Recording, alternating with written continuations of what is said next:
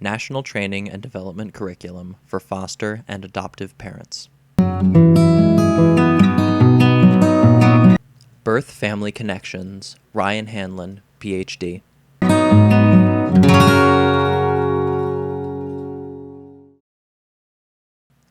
Ryan Hanlon, Ph.D., National Council for Adoption.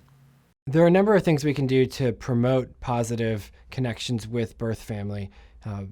First of all, we want to be talking to the child about adoption early and often. We want the child to hear positive language and accurate language about who members of the extended family, birth family, are, so that the child is empowered to use accurate and positive language and has a knowledge and understanding of how they join the family and who the other members of their family are. It can also be beneficial for extended family and others when they hear that language being used. Kristen, adoptive parent. We started out with just emailing his birth mom. That turned into more visits. And over the years, we've really gotten to know not just her, but her whole family. So we feel like they're just our extended family. We have probably about 4 visits with them per year. It's just what it naturally ends up being. And we also have a relationship with his biological his birth father's mother, so his biological grandmother on the birth father side. We had, in the beginning, our contact agreement was just emailing once a week with visits around his birthday. So it wasn't very much contact, but that was just kind of a baseline. And we knew we wanted more anyway. So we're very happy with the way everything has turned out, that she is wanting to know us and know him, and it's been just far better than we anticipated. BJ, adoptive parent.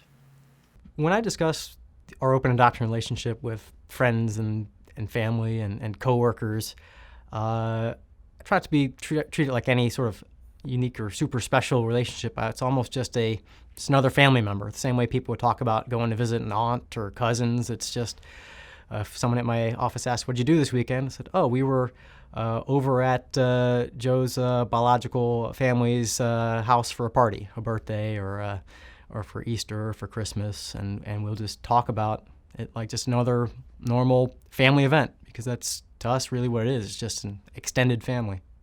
Kristen, adoptive parent. I try to just describe his birth family as they're our extended family. And there are still some people in my family who don't quite get it, but they have seen over time. And that's the thing. They don't start out completely understanding from the get-go. They have to see it in action. They see the open adoption in action. Over the years, they see us being a family, and then they start to realize, oh, it just is extended family. Ryan Hanlon, Ph.D., National Council for Adoption. In situations where there's no information known about the birth family, we could still pursue more information. For example, in inter-country adoption, many children are either abandoned or placed in a safe area where they can be found by others. In those situations, no information would be known, but we could seek additional information either through social media, through organizations that promote search and reunion, or through genetic testing services to make connections to members of one's birth family. So even when we think there's no ability to pursue more information, often with a little digging, there's ways to find more information and to make more connections and to pursue those relationships over a period of time. Kim Stevens, MED, North American Council on Adoptable Children. In this particular day and age, with Facebook, with social media, with applications like Ancestry.com and 23andMe, it's so easy for children to find birth family members, or even for birth family members to find their children, that there is no such thing as a closed adoption anymore. It's so much better for kids to do this kind of exploration, to do this journey with the support of people who know them and love them and care about them. How do we maintain these relationships? Ryan Hanlon, Ph.D., National Council for Adoption. There are a number of different ways to maintain connections with birth family after adoption.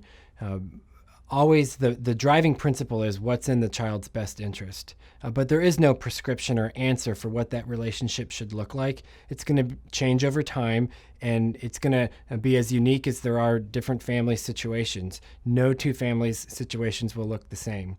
So instead of looking for a formula for what should be done, you want to ask yourself, what does it look like when I seek to maintain relationships with other people in my family who are important to me? How do I pursue relationships with people that I've known and want to maintain an ongoing friendship or relationship with? It can look like celebrating holidays together, going on outings together, celebrating birthdays together, sharing letters, sharing updates on social media, sharing pictures.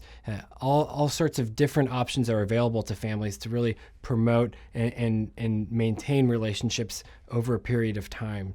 When that adopted individual becomes an adult, he or she is going to determine what that relationship looks like and will be setting the terms of how they're maintaining communication over time. Kim Stevens, MED, North American Council on Adoptable Children. You need to be the person that can help understand and support and follow those footsteps. I can tell you that for our family, we have 4 adopted children, and all 4 of them have a different kind of connection with and a different sort of relationship to their birth family members. And it's important for me and for my husband as parents to honor and respect what their wishes are, regardless of what we think would be best. Kristen, adoptive parent. So this whole process has just really softened our hearts, and it keeps you so humble. And I can't imagine not having an open adoption. It's, our son won't have these questions when he's growing up.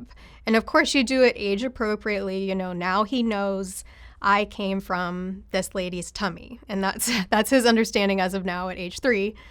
And he will grow to know more about his story. And it's just so important that it's not a secret, because if it's a secret, then it's shameful, and it's not anything he should be ashamed of or his birth mom should be ashamed of. So we will keep his adoption as part of his, continual conversation. It's just part of our lives, and he will get to know her.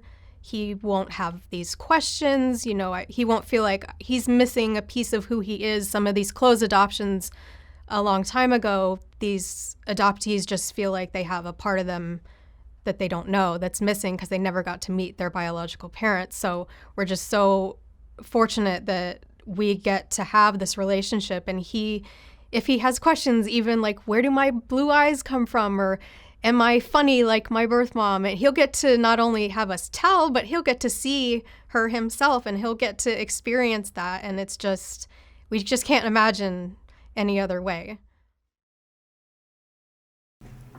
For more information, visit ntdcportal.org.